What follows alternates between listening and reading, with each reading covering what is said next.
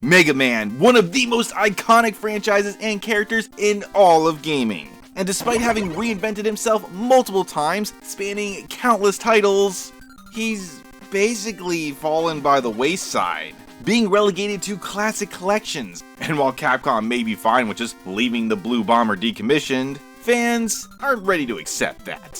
From Mega Man but Xmen, Mega Man but roguelike, Mega Man but Konosuba, Mega Man but nerdy, to even Mega Man but bad, Mega Man lives on in the heart of indie titles. And the one we're looking at today asks the question, what if Mega Man but Sonic?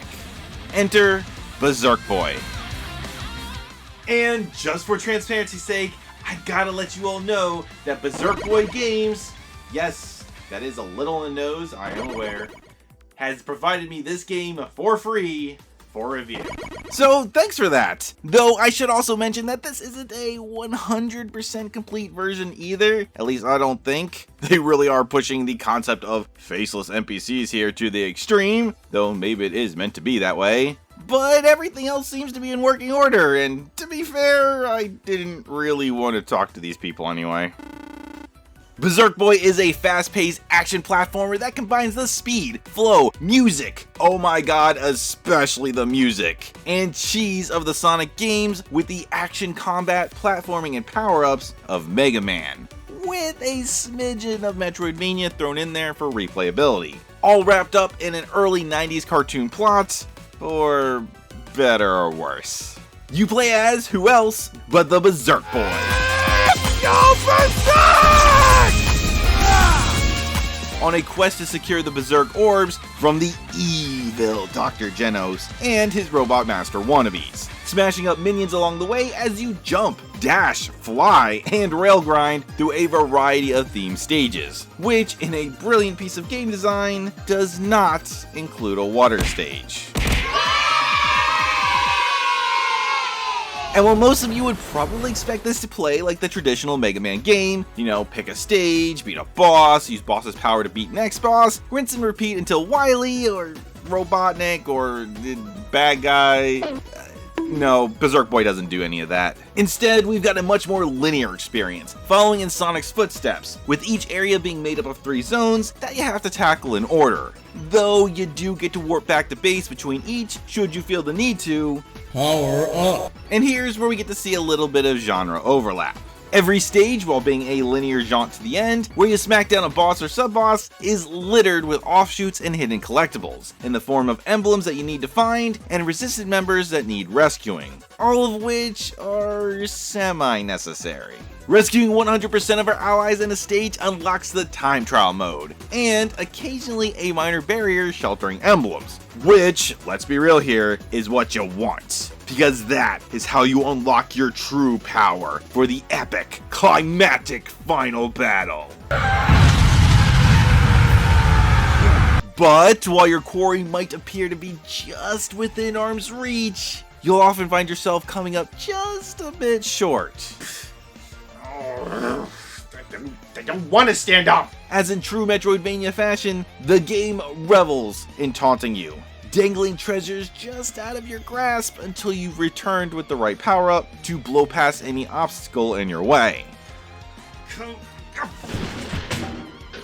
And this is how Berserk Boy takes advantage of its linear nature to alter the Mega Man formula. In Mega Man, every stage needs to be beatable in your default form, as you can play them in any order, making the Robot Master's powers not really necessary to proceed, though they definitely make it easier, and let's be real here, they mainly exist just to bring down the other Robot Masters. Berserk Boy, on the other hand, being more linear, knows what powers you'll have and when you'll have them, thus allowing them to be incorporated into the platforming itself, as well as using them as makeshift keys for gated off areas that you're going to need to return to if you want to unlock the true final battle, which, by the by, you do. But it's also more than just that, as your abilities, particularly mastering them as you return to previous areas to really strut your stuff, is, in my opinion, the most fun part. Because honestly, I think Berserk Boy takes advantage of his powers much better than the Blue Bomber ever did. And right here is where I gotta stop things, as we are going to have some minor spoilers for the game, but just know nothing particularly pivotal to the story. It's just how the powers work and how they go hand in hand with some of the problems that simply can't be ignored. So unlike our boy Rock, K isn't packing any heat. No Mega Buster, homing attack, or even a spin dash to be seen. Instead, his moveset completely depends on what Berserk power is active, with your first power being electric themed. Where have I seen that before? Now, you'd think that this would be mainly used for putting a shock to your enemy system, but I'd argue that it's actually more for traversal.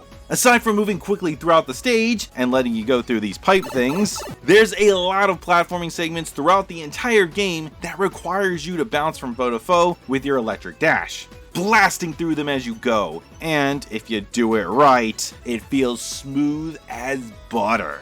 And I'd imagine that these segments are supposed to be the ones that are reminiscent of Sonic, but I'd argue that they're actually more like perfectly timed runs in Donkey Kong Country Returns. But that's just me.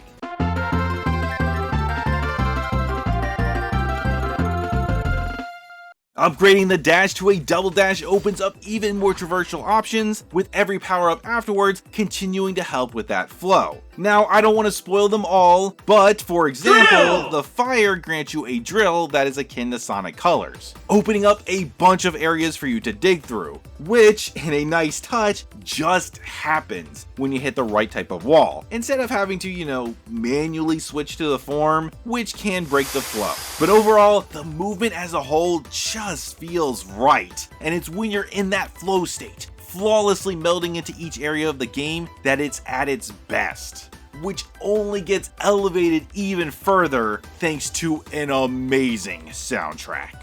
So I mentioned earlier that the music falls on the Sonic side of things, right? Well, what else would you expect when you've got the lead composer of Sonic Mania at the helm?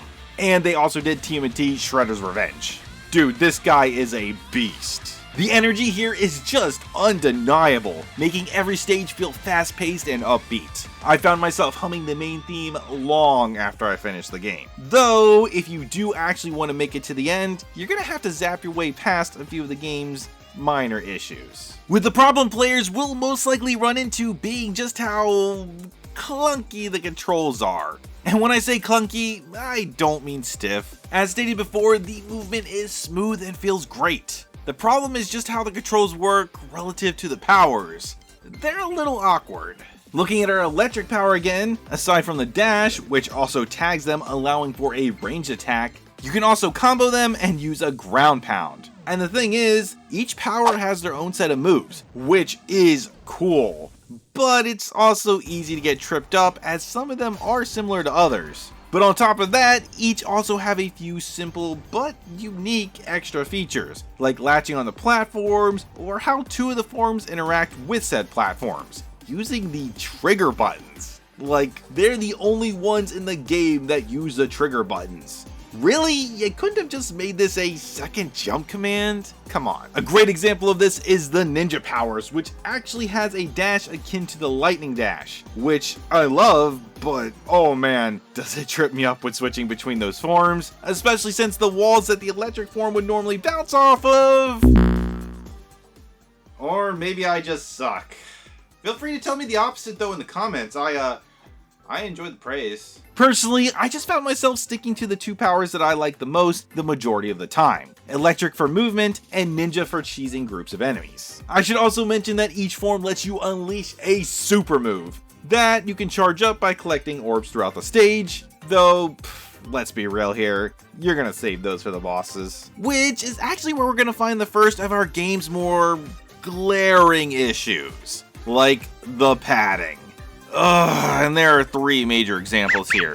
First, the sub-bosses, which would normally be fine, but they all make multiple appearances in the same area, just slightly harder. Really feels like they could have just made a few more unique bosses, or just not have bothered. What's worse is that between beating zones, you get these, oh no, the base is being invaded again, segments that just have you running around blindly searching for basic enemies to bash, and then it just ends when you do. Honestly, these should have been used as opportunities to learn your newly gained powers. Just saying. And then of course, there's our biggest offender, unlocking the true ending. Now to get the true ending, you need to collect 40 emblems, and of course, as true gamers, we are going to grab any that we see. But the fact is, you can't really get enough without backtracking. And while it is admittedly fun getting to try out our new powers in the old stages, it still feels really forced. Especially since the incentive to do so is arguably the worst element of the game, which unfortunately is the story. Something I don't usually bring up in reviews since they are purely subjective in nature, most of the time. But this one has some major hiccups that really pulled me out of the game, though it's kinda tough to explain without spoilers. So instead, let's once again refer to our good friend Rock in the classic Mega Man cartoon. Just looking at this short clip, the show goes from the villains getting hit with this machine, to immediately being tied up, to them just being able to get out of their bindings in a matter of seconds. All while Rock and Roll escape when, you know, they could have just knocked the baddies over and then run away, which would have accomplished the same thing. Berserk Boy's story feels a lot like that. Only everything is told through text instead of silly animation. And it is a shame too, because you wouldn't realize it at first glance. Berserk Boy is a fun looking game, not taking itself too seriously. It's bright and colorful, has a fun opening cinematic, the art style is a combination of western cartoon mixed with anime, combined with large Mega Man-ish style sprites. This is a great looking game that carries itself as if it was a late 80s, early 90s cartoon, with all of the same problems. Nobody seems to question anything. There are huge leaps in logic. Stuff just happens. I honestly thought the main commander was evil because of just how incompetent he seemed. And overall, I was really only able to follow what was going on because it was super simple and I've seen these tropes like a million times. The story just doesn't flesh anything out, lowering my overall motivation to press forward. But fortunately, the fun action-packed gameplay, the stellar music, and of course the charming visuals carry hard, shining through all the absurdity, vaguely connecting it all together. My recommendation is to go into this game as if it was a classic Mega Man or Sonic game, which, let's be real here, there was barely any story in those originally to begin with anyway, and that never stopped us from loving them, just as it won't stop you from loving Berserk Boy. Go Berserk!